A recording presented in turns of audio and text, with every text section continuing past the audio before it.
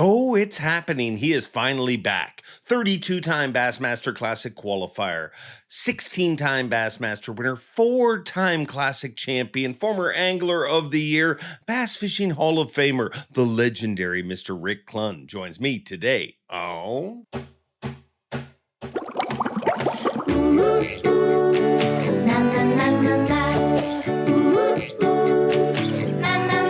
I'm Bob Cobb from the Bassmaster. Welcome to Mercer.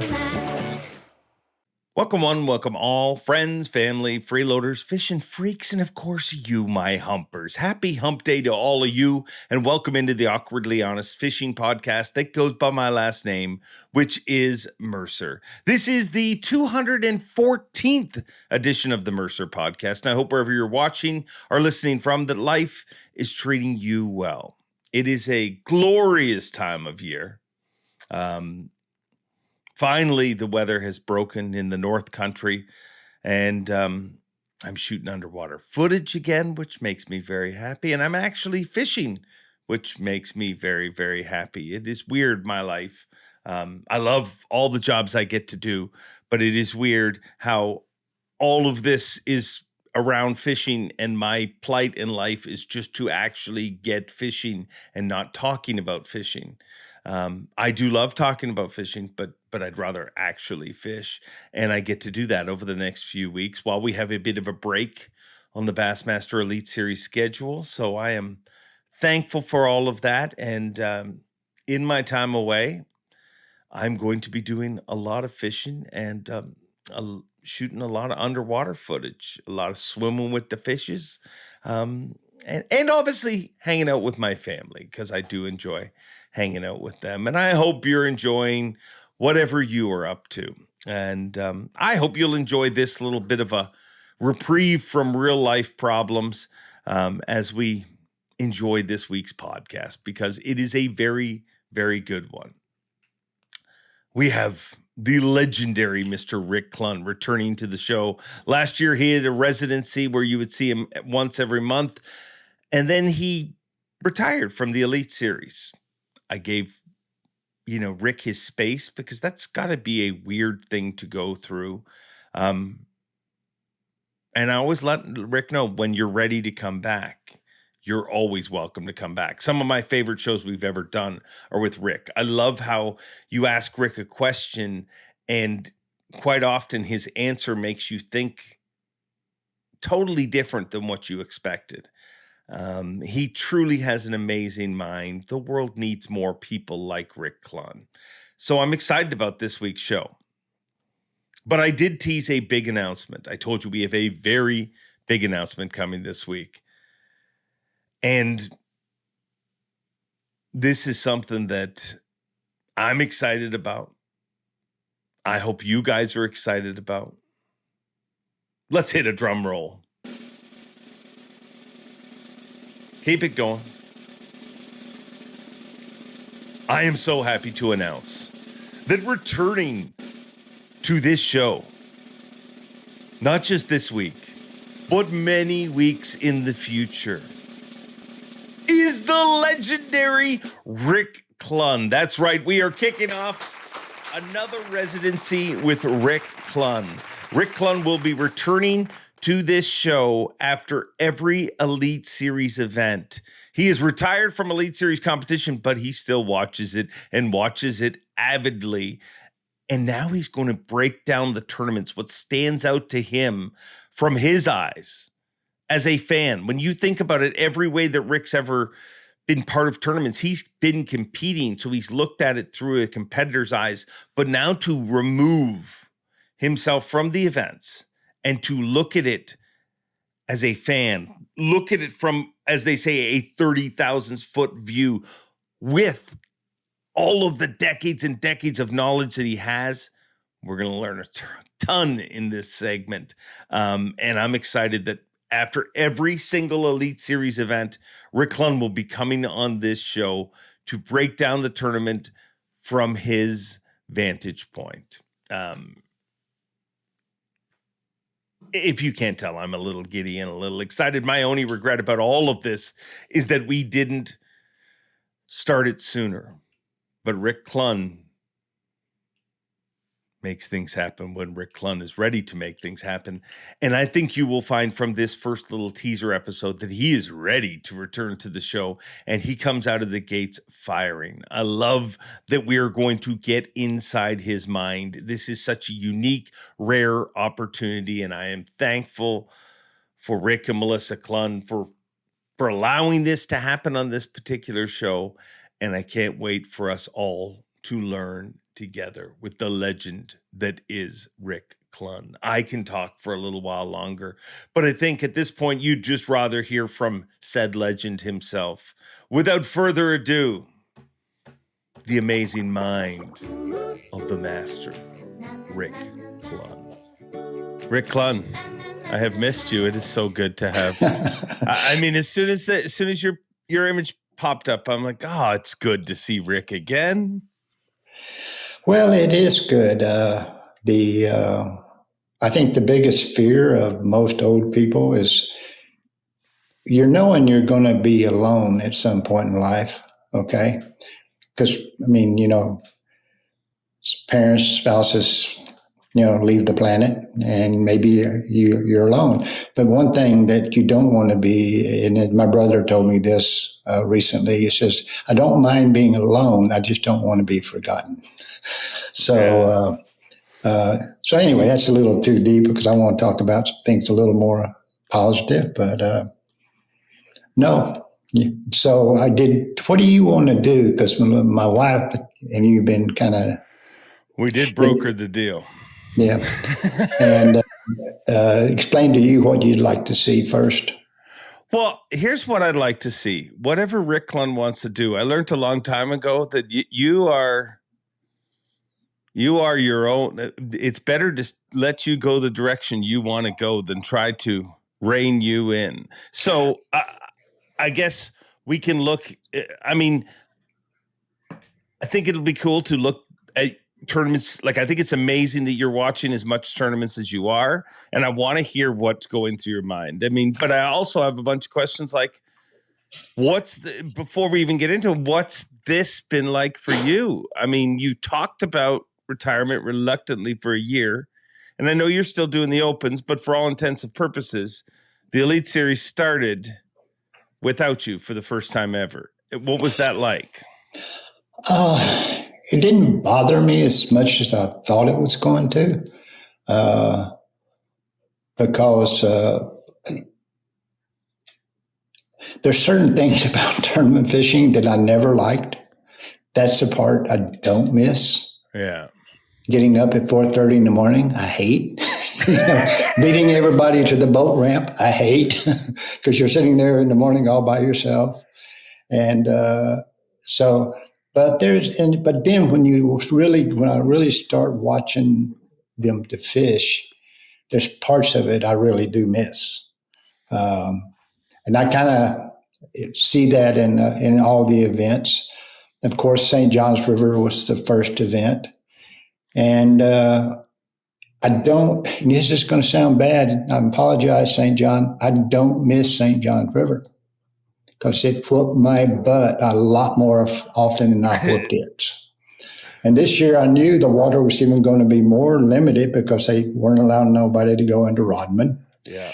And that always creates a different creature. And when Lake George has still not come back due to the loss of eelgrass, you start to see strange places win the tournament, and not as much weight that St. John's at times was producing, but I did, and I liked watching, Billy Lowen do his thing, and a lot of the old anglers, and Billy's one of them. Sorry, Billy. But we were specialists. Okay, you go back in time. If Denny Breyer won a tournament, you knew how he won it. If Tommy Biffle won a tournament, you knew how he won it. If David Fritz won a tournament, you knew how he won it most of the time. So we were specialists. Okay, and nowadays you're really starting to see the young anglers come in, and they're a lot more versatile at a high level. You can be versatile, but not necessarily at a high level. But it was still good to see a specialist win the tournament like Billy Lohan. And specialists can still win tournaments under the right conditions. And Billy had the right conditions. And he's very good at what he was doing. We all know that. So that was kind of a neat deal for me to see. I enjoyed that part of it. And the fact that I got to watch him making mental decisions about the tide and which the final day should he change water, and in my mind's going, no, Billy, don't change water, don't you? So I'm trying to help him make the decision, from afar. But and again, it's just, I'm not saying I had the right ideals but at the same time, you have an opinion. If you're angry, you go, golly, you're doing that. Don't do that, Billy. You're going to win this tournament. Just stay where you're at. You're getting better in there really kind of every day as far as catching a limit. And that final day, I knew if he just caught one or two big fish in the limit, he's going to win. So that's kind of a fun part of it, a little bit for me. And again, that's kind of what and forward facing didn't play a huge role, with the exception of Shane. I think it's Shane LaRue was fishing the fry. Yeah, was he fishing was fry fry. girders. So there was another advancement of forward facing, and all the naysayers need to quit being Debbie Downers about forward facing. It's here. It's going to be here. If you want to stay in the past, fine. Let's stay in the past. It's okay. It's you do what you need to do. But it's advancing. It's not going to go backwards. But forward facing is going to evolve like every technique that's ever evolved. And the fish are going to adjust to it, and they're going to relate to it. They're already doing it. So, but watching him fish those fry with the jerkbait fascinated me, because I loved fishing the jerkbait. But I could have never done that pattern, because most of fry people that used to fish fry was pretty easy. You just look for them up there, on the top, and you just threw a bait over there, thinking there was a garter underneath, and half the time there was, and they weren't hard to catch. But he did it. He advanced that technique by looking out in the middle of the canals on low tide when the fry or that fishing pressure is moving them out.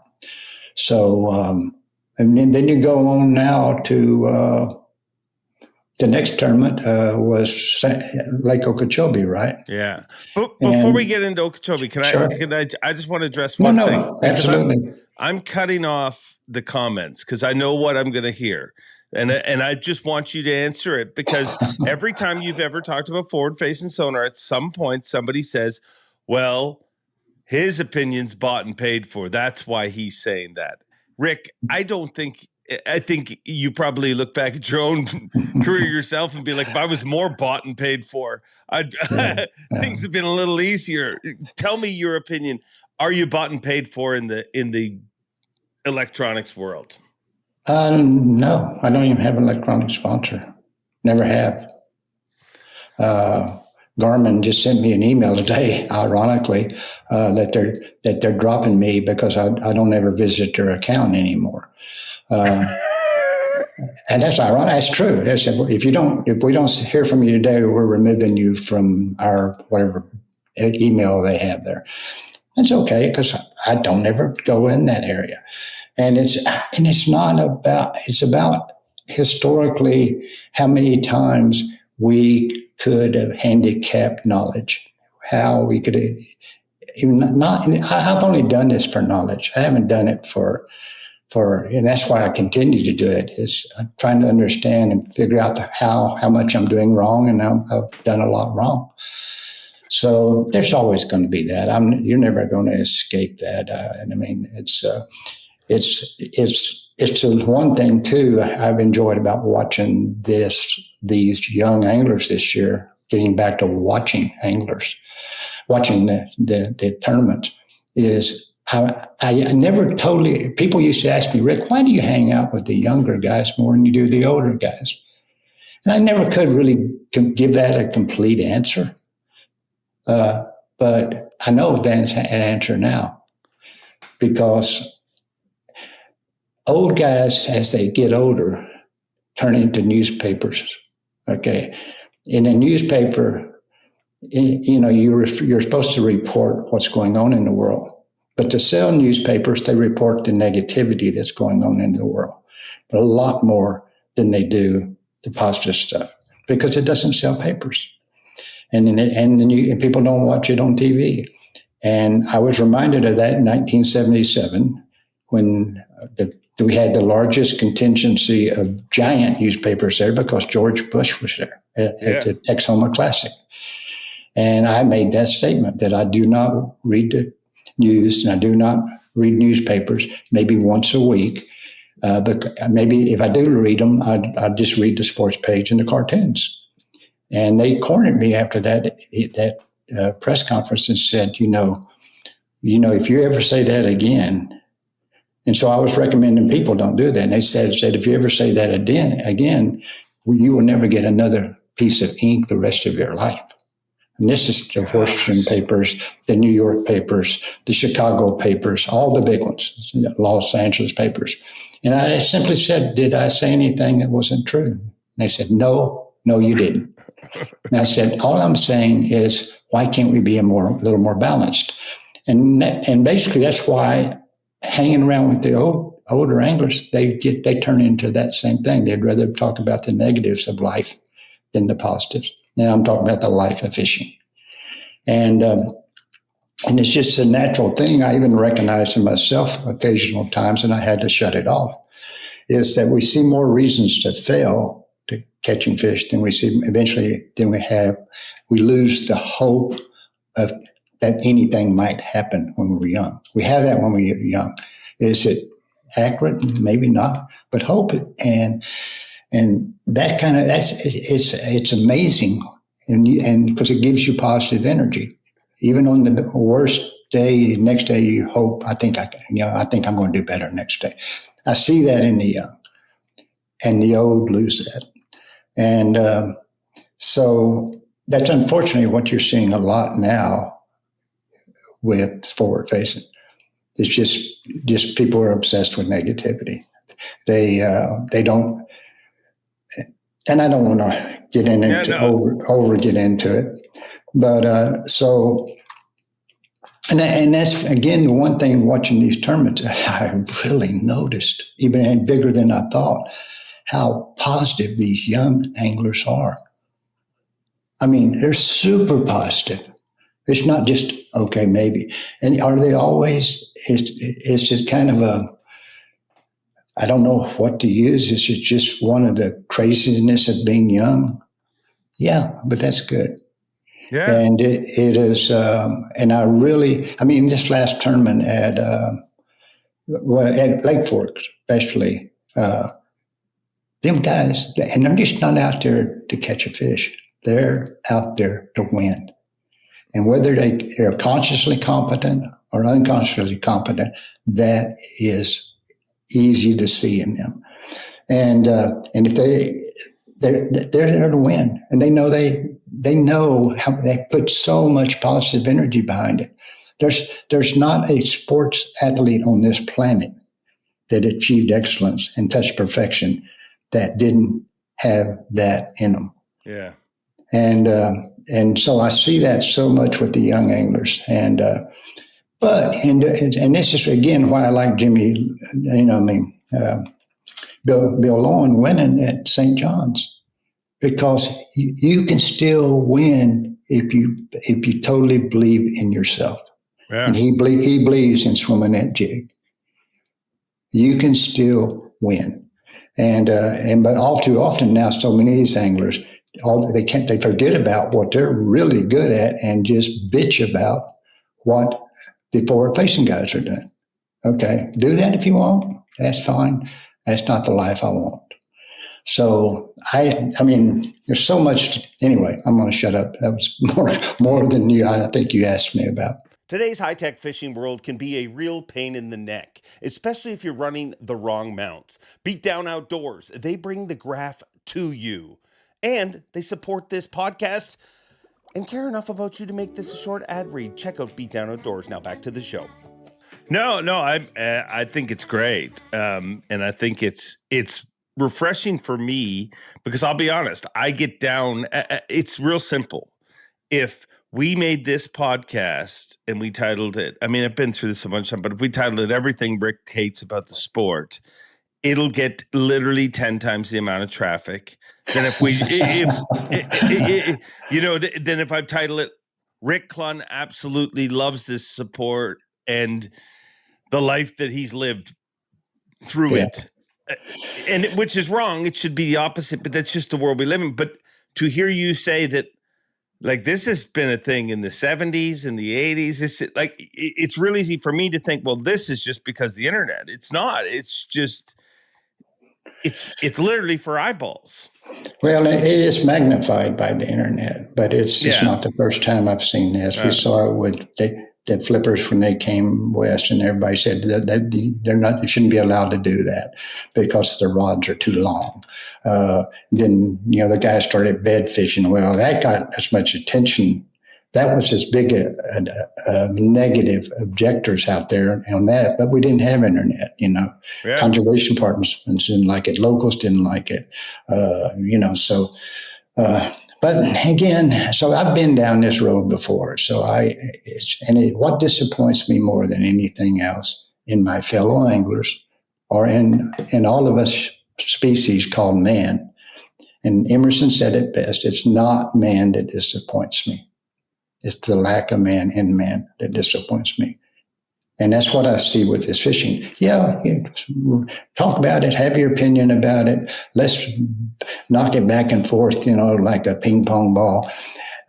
But sooner or later, let's come to, reasonable conclusions.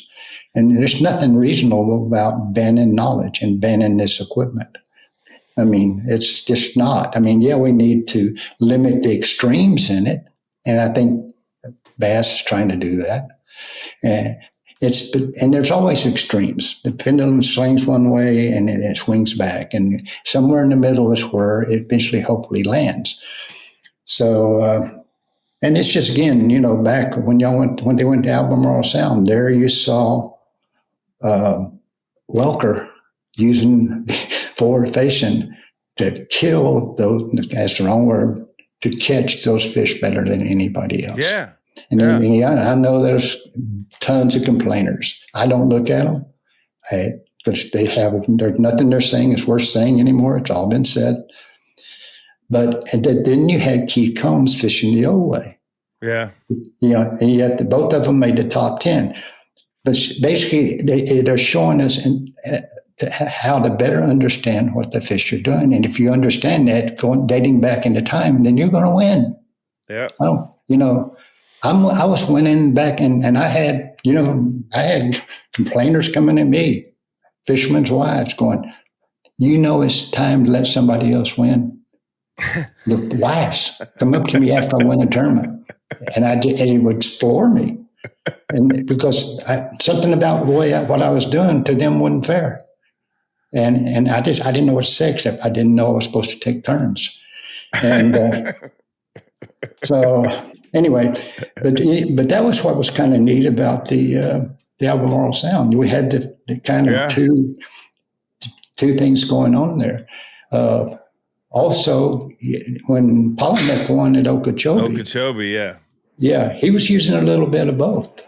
Yeah, he was using the big swim baits, the big crank baits. Yes, he was looking with his forward facing. He was trying to improve who he was as an angler, and it worked. And that's all any of these young guys are doing. And then they go to Sabine River like y'all were last year, and you see Japanese anglers, and two of them in the top 10. Yeah, fishing an old style. So it's not like they can't do that; they can do it because they're putting the same energy in it, and they're using the same information they had to the highest level. Forward facing couldn't help them there. So they had to look for another source to allow them to do well. But mostly, even then, it was still a positive attitude they had. It just amazes me when I look at that. And I even listened to Trey McKinney at Lake Fork. I was blown away with the detail he's taken apart a piece of structure. Yeah. The detail, the angles, and the first person I ever heard in my whole career talk about how important angles were was David Fritz. He could have one stump up there, and he said, you'll have to find the right angle to catch the fish. And I heard that same thing coming from McKinney. And I go, wow, they think he's just sitting up there, looking at them and then throwing at them. No, he's doing everything else you're supposed to do to figure out. And then again, Lake Fork, I knew this was going to happen from just watching it. And watching the position of fish these forward-facing guys were throwing at, that other baits were going to start to take hold. And that's where the industry is. It's good for the industry, but I knew it was going to happen. It's just going to take some time. You saw this bunch of big strings throwing big crankbaits. Yeah. Hammer and them have been throwing jerkbaits, and a lot of guys with the forward fishing. But you're going to see that expand back into, like it did at Lake Fork, into hard baits, into jigs, big jigs with, jig and pick. So they're going to learn how to use Lake Fork, but they're not going to forget how to use these other baits. How to make a fish strike is very difficult with the baits they've been fishing. So they're going to learn baits that's going to make them strike at times better than those minnow baits. Now, and it's all about any bait. A lure is not a lure. It's a tool, and you got to ask yourself, what's the best tool to present to these fish? What speed to present it at? What angle to present it at? And those minnow baits don't do a great job of that. They do a job, but these other baits at times, depending on if you need more speed or whatever, will do a better job. Big crankbaits, speed is so critical, and that's when I was forward facing, working minnow baits, fishing with Cody Huff. I said, golly, I know if I can move this bait faster, they would be hit better, but I didn't know how. So this is, again, just, what I have really, really, really enjoyed about, watching these tournaments is picking up on that and really understanding the evolution's not over. And you saw it a lot this year with forward facing and now harder baits being brought into the picture. But a lot of these guys, again, don't underestimate these young anglers and how much they really understand that. I'll guarantee you a lot of the old anglers don't. Yeah. They have the attitude and the work ethic. And I think also Sabine River did a pretty good job of showing that for a lot of them. I mean, Kyoya was probably 0% taken in fantasy fishing. Just nobody, but not only to, and you of all people would understand this, but what stands out to me that amazes me, not only what he did to go from Fork to Sabine to totally different things, no forward-facing sonar in play, and to overcome the fact that he had a crushing defeat on Sunday. Like, I think it's way understated how amazing his mental power is to go from what he felt Sunday afternoon. He was literally in tears backstage. That's how much that defeat meant to him. And to go and to be able to be in contention the next week, regardless of the techniques and everything, is amazing to me. Yeah, and you've talked about hard work, and that's one of the things that you brought up that people forget about. They think, we're creatures that we use our eyes and we're observing the physical. We only sometimes get lost in you see a football player and a basketball player and physically how hard they're working. It's sometimes hard to see with an angler. I mean, especially, you see him up there. If he's not making 2,000 casts with a giant crankbait, then maybe you can see it. But when they're doing spinning rods and they're not making a lot of casts, then that gets lost. So where's the hard work? The hard work is up here. And it's a heck of a lot of hard work going on. And in Cooper Gallant, I think he's Canadian, right? Yeah, he brought that up at Sabine. And that even enjoyed it. Yeah. He says, I enjoy this way of fishing and how hard you have to work.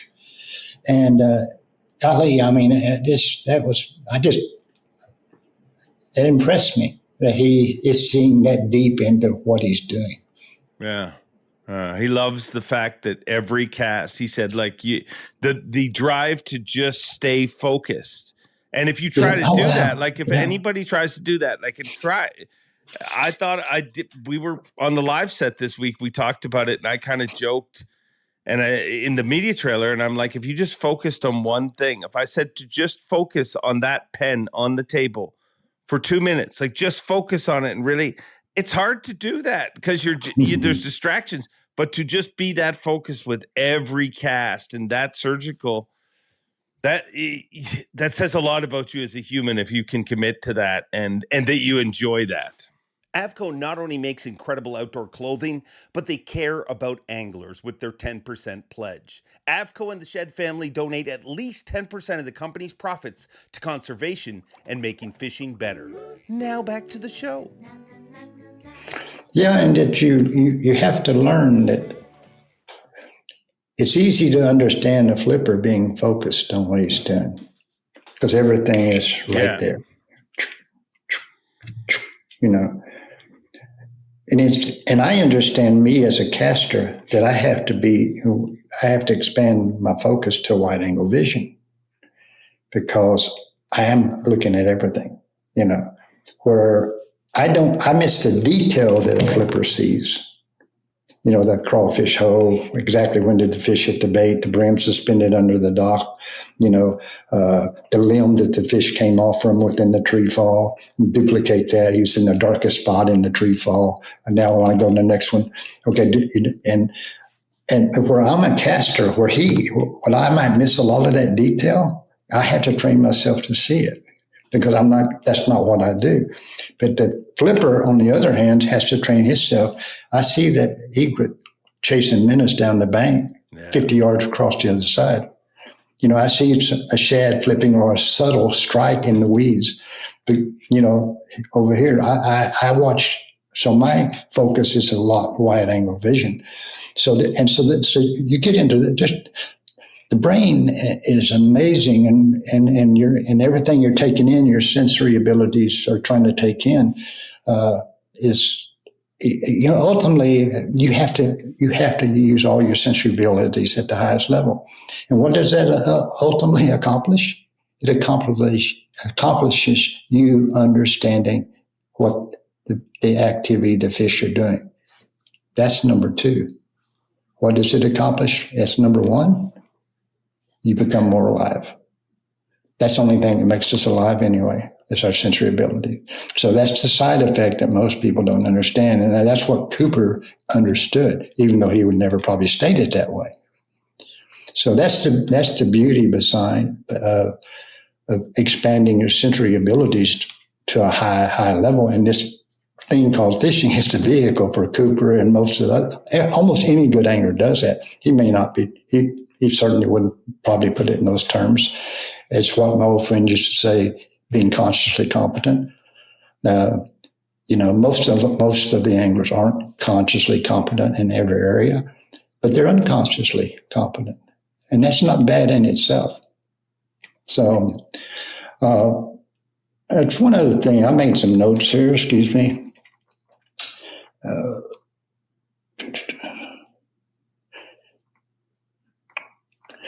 I think that's kind of, I'm just trying to cover these events. I've really worked. I'm watching them because I'm discovering this stuff. I'm starting to watch these events more. Yeah. And most of it is not stuff most people are looking at. Yeah, I love the buzzbait bite last week when Slopper. Yeah, I can't say his name. Thank you. But he that buzzbait bite. God, that was incredible because that's the tournaments. That's what I miss most in my elite tournaments. Or that I'm not there. It's when I'm watching him catch those fish that last day in the morning on a buzzbait. Because again, I didn't invent the buzzbait bite. I popularized it. Nobody knew about a lunker lure until I won the Bass Chance tournament at Percy Priest in 1977 on a lunker lure. And then ever since then, like a lot of things, it went mainstream. Yeah. And but watching that bite, I so missed it. And then some other guys, Tito, I think, was burning a spinnerbait. And actually, he started in the same area Tito did and Patrick did, back up just real close to the marina there. But then he ran he caught a limit real quick, and then he ran all the way to Taylor's, to try to catch a big one. And that was his plan.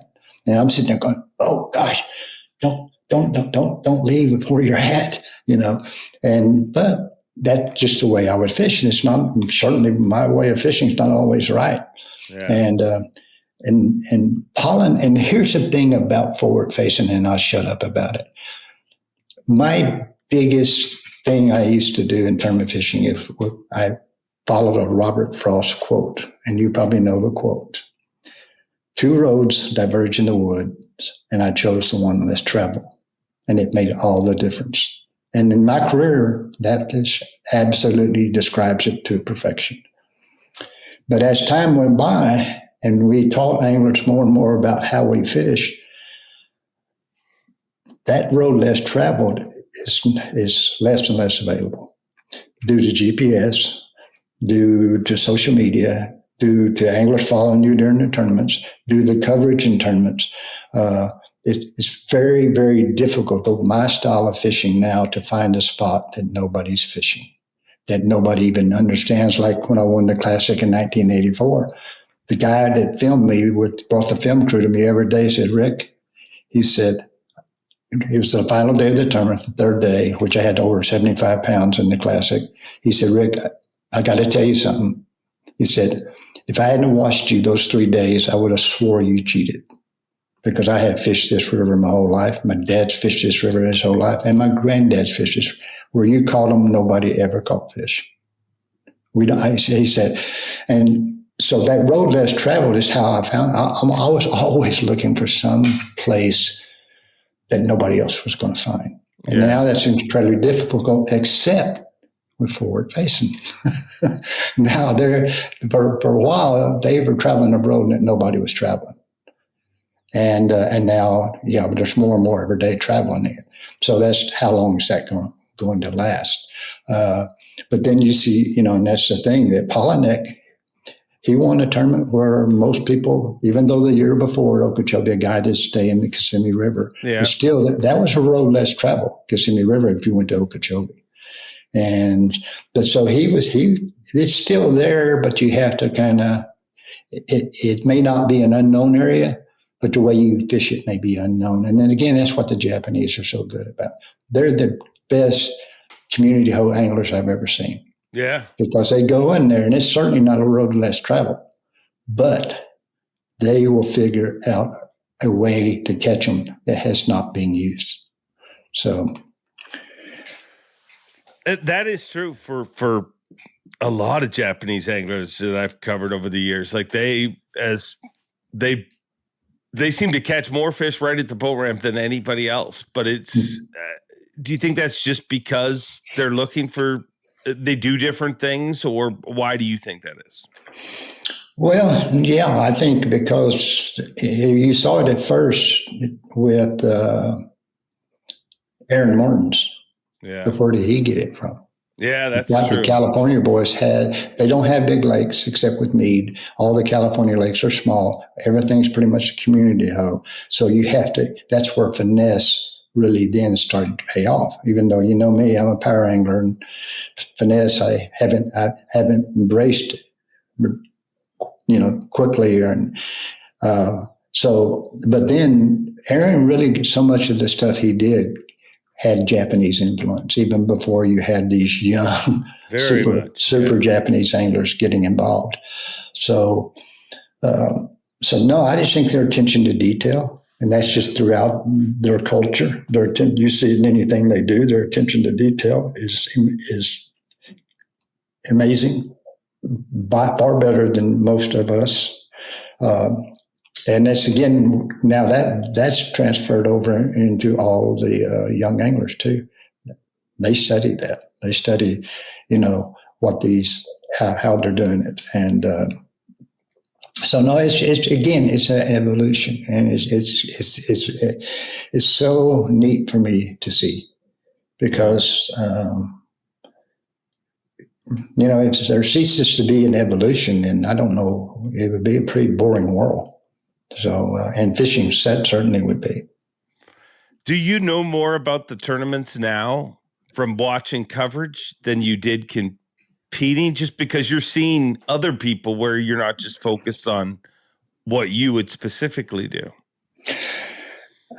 I've known parts of it even before watching the tournaments, but I didn't realize how important they were. And it's really magnifying the importance of certain elements in tournament fishing that determine the winner. And that part, now I'm going, slapping myself upside the head. I'm going, Rick, you knew that. You knew that. You knew that. Why didn't you do it? And there are just certain things that is watching the whole tournament emphasizes, almost tournament after tournament.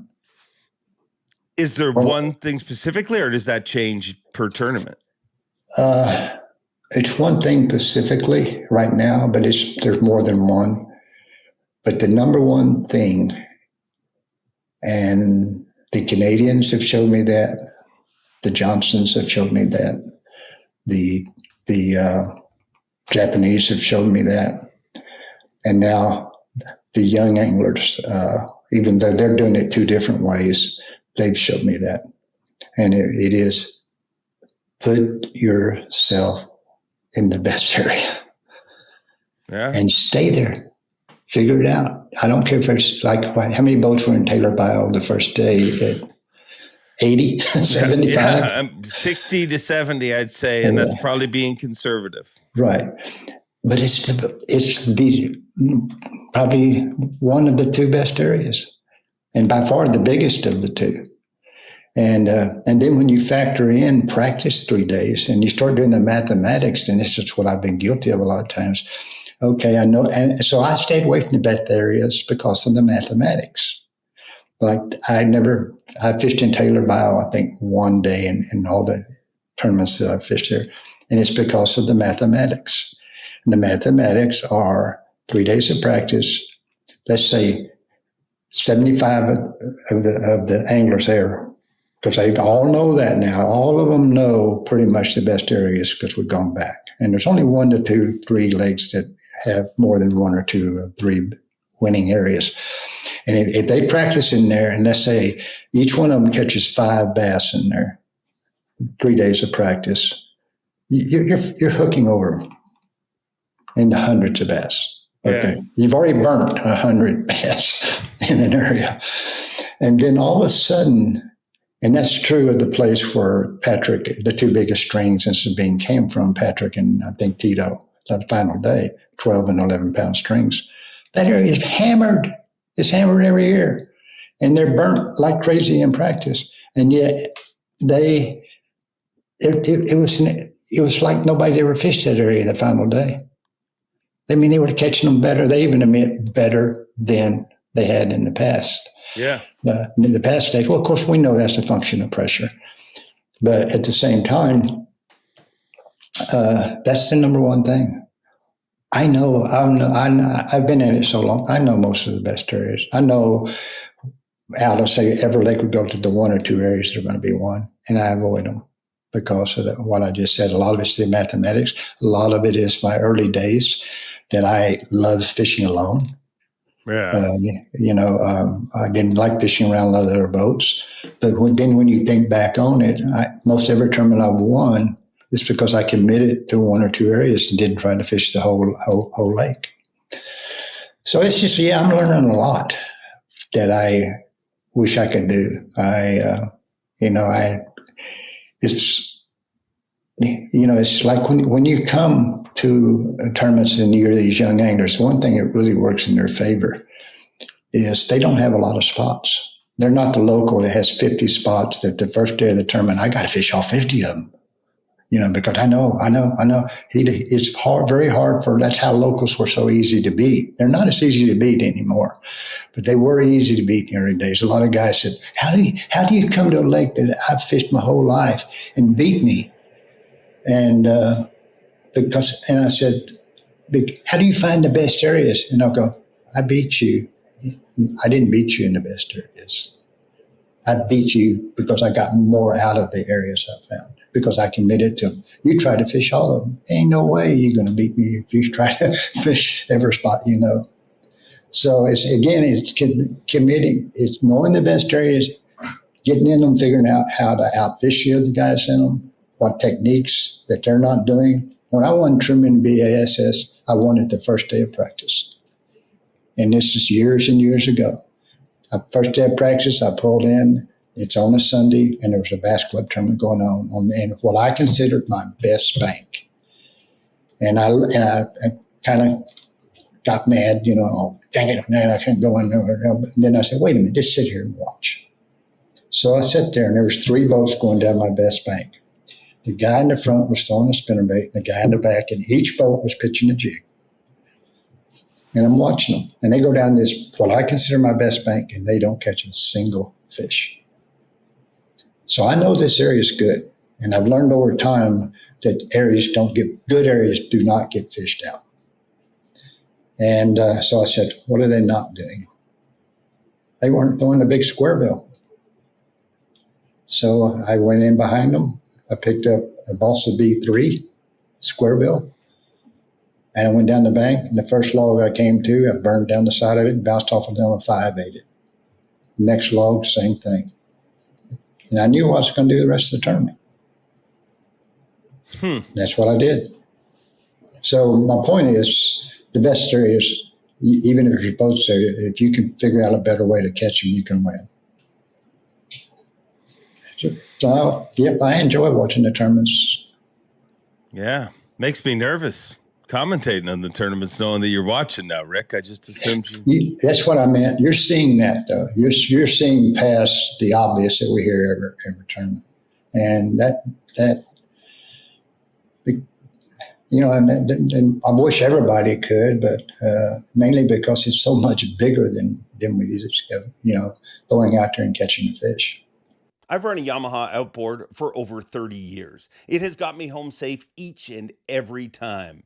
If you enjoy this podcast, remember, Yamaha supports it, and they care enough about you to make this ad read very short. Now back to the show. What do you mean I'm seeing past the obvious? Like, I'm uncomfortable having this conversation live, but I also am very intrigued when you say when Rick Clunn says that about you. I want to know what you mean. Well, it's just like you pointed out the deal with Cooper Gallant. You pointed out the hard work ethic. Every time I watched you will point that out as long as you're not working with ex-wrestlers. You don't like the wrestlers? I didn't say I didn't like the wrestlers. I just said that you're better when you're actually pointing out things. And it's been 1 or 2 things every tournament I noticed when I'm watching you that he didn't see that 10 years ago. He wasn't capable of talking about it because he didn't see it. And now he's starting to see it. And I take notes on I've written down on the other English and what really intrigued me about what I saw in that tournament. But I'm going to start taking notes on you. I haven't been. So I can answer your question more directly about what am I talking about. Well, I'm just intrigued to know what you see because you're freaking Rick Clunn and you're a big deal to me. So we're going to do this after every event. You're going to watch and take notes, and then we're just going to break it down. I like it. No, and like I said, and it's just my view. So I want to emphasize that to people. It's just my view, and there's many, many views on it. I'm just looking at it through my past eyes, and again, it just shows me how much what I enjoy about it, what I didn't like about it, and mostly I love watching this youth in the glass is half full instead of half empty, or half. Yeah. Which way does that work? I said that wrong. But they just got such is just the positive way mental attitude. Yeah, positive, incredibly. And there's incredible things happening. You look at Easton, what Easton's done, and everybody's gonna This would have been his 5th cut in a row, his 5th championship Sunday in a row, and he had a fish care penalty on day 1 and missed that by 3 ounces, or it would have been his 5th. I didn't know that. Yeah.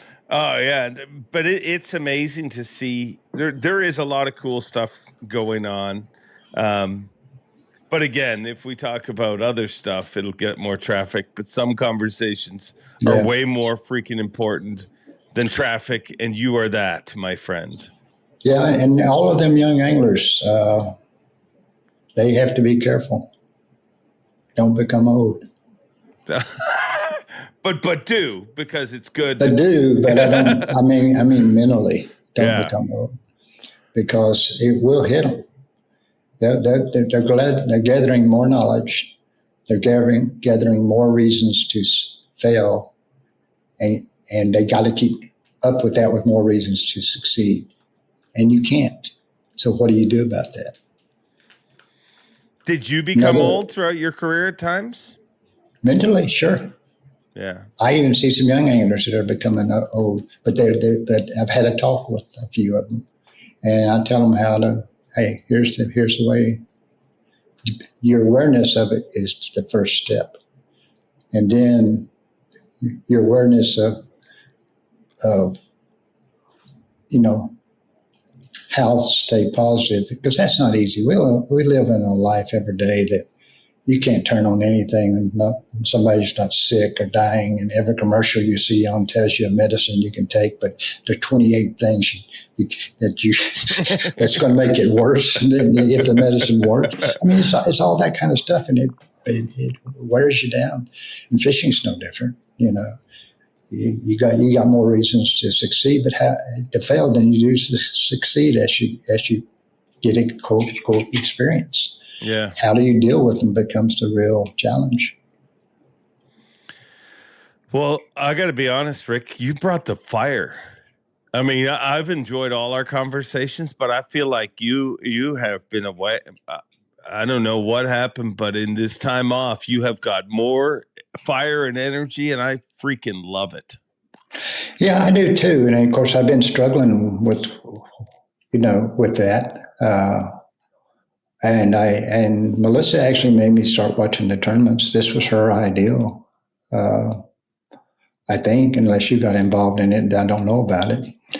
But at the same time, I was in the middle of the game for over 50 years, and the boy being in the middle it's like looking through a pinhole at the sport. When you're on the outside, then you get to see a lot more of it. And I told you about that with the cast series. Mm-hmm. All of a sudden, I had game film I could watch, unlike any other athlete that after a pro game or a college game or even a high school game, he can go back and watch the game film and appreciate it at a higher level. So that's kind of what I'm getting to do. I look forward to it. My only wish is we started this earlier in the season, but guess what? Yeah, right. I know. Melissa approached me here just a month or so ago and said, "Why don't we do this?" And I don't know when she first talking to you. And I at first, typical to me, being, again, I'm guilty of this old mentality at times, all too often. And I just said, no. I don't want to sit there. Because here is the negative side to this. I'm going to bring it up. I don't know if I have his name, but I think it was at St. John's, Albemarle Sound. Maybe you'll remember this guy, this young kid that swung. He said, I swung a 7-pounder. He swung a 7.5 pounder in the boat. What was his name? Who was that? Oh. Yeah. And I looked at that and I saw myself, a couple of times. I'm going to swing that fish, okay? And I'm going to swing it. And two of the tournaments I won in my career, I swung a fish in the 8-pound range. Yeah. And they come off in the air and landed in the boat. So I so bad wanted to tell him, okay, more bad thing. And that's what I had to tell myself when they fell in the boat. I said, I created the reason it came off by swinging him. Fortunately, they came in the boat. More bad things can happen when you're swinging a 7.5, 8-pounder than good things. Yeah. So, but when he said that, I felt his energy and his enthusiasm, but I wanted to correct him. Okay, that's the danger of me talking about it. I don't have the right to correct him, but I wanted to. Say, come on here. Okay, and let me tell you, if you're going to do that, because I did it my whole life, here's a couple of steps before you do that. And he probably does them. And then go ahead and swing. But remember, see, I finally had a rule. Don't swing anything, over 4 pounds. Yeah. And even then make eye contact where the hook's at. So it was funny. It just intrigued me because I knew exactly. He evidently told his camera guy, I said, I'm going to swing them. I'm going to swing them all today. I try to teach my kids, and it's the same theory, but I say risk versus reward, like in everything in life, not fishing. But if you're going to do something, what is the reward if it goes well? And what are you risking if it goes wrong? I mean, I've many times put it in the wrong side, in the wrong category. You have a couple of seconds to make that decision. Yeah. Not they have more, hopefully, but that's a way to look at things. But thank you for doing this. I'm excited. I can't wait to do these after each event, and I love having you in my life, Rick. And I think the world's a happier place when you're. I mean, I'm happier anyways when you're in my life. So this gives us an excuse to do things. Of course, the next one won't be as long. We'll make them shorter, and I will stay out of the. I don't know if I will or not. I'm not even going to promise. Don't make promises you can't keep. Right. All right. Well, hey, and listen, I just thought of it. Remember when we were trying to figure out what to call your segment before, and we ended up just calling it Clunn Day because we never were happy with anything? There was a suggestion at that time, and neither of us liked it because you were about to retire and it had a different connotation. But the suggestion was Clunn-Clusion. And I honestly think that's a perfect name for this because it's your conclusion from the tournament. You're going to watch it, you're going to make some notes, and you're going to say, hey, this is what I think. That's definitely more appropriate for what we'll be doing. Yeah. All right. Well, stay tuned. Another Clunn-Clusion coming up after 10 Killer. That's right. Next one. Thank you, Rick. Appreciate it. I'm smiling. Are you smiling? I mean, I get happier when I hear from Rick Clunn, and I hope you guys are the same. He is truly an absolute gift to this industry, and I am so thankful to sponge off his knowledge just a little bit. So stay tuned for Clunn-Clusions. That was just a little tiny baby little sample of what it's going to be like, because we did some catching up. We talked about, we talked about a bunch of different things, but he's going to break down each event after every single event, and we're all going to benefit from it, I think. And I want to, speaking of benefiting from something, I want to say thank you to whoever it was that threw out Clunn-Clusion. Back, if you look over a year ago when we were doing the first Clunn residency for his final season on the Elites, his 50th season of competition, I didn't know his final season actually at the time. I knew it was his 50th. Maybe the fact that we both didn't like Conclusion maybe could have given us a little hint there, but I didn't want to know regardless. But it was his 50th season, and we didn't like Conclusion at that time. But I think Clunn-Clusion works perfectly for this segment. So thank you very much. He is going to give his conclusion after 10 Killer, after... Where are we going next? Oh, St. Clair. And then we're going to La Crosse. So the final 3 events of 2025, and hopefully for a long time in the future. I hope you enjoyed this conversation half as much as I did. And I know people say that, but I honestly believe it. If you enjoyed it half as much as I did, then I know you enjoyed it a lot. Have a great week. Hey, do me a favor. Let's all welcome Rick Clunn back to the show. Let's hear it in the comments. If you're excited to have Rick Clunn back on the show, let me know in the comments. Make sure you like, comment, subscribe. Do all of those things that help stroke the algorithm and help keep the grow going for this particular show. Have a wonderful week. Enjoy being, and until next time, Bob Cobb, take it away. Thanks for watching. Please like, comment, and subscribe, because Bob Cobb of the Bassmasters told you to. You hear?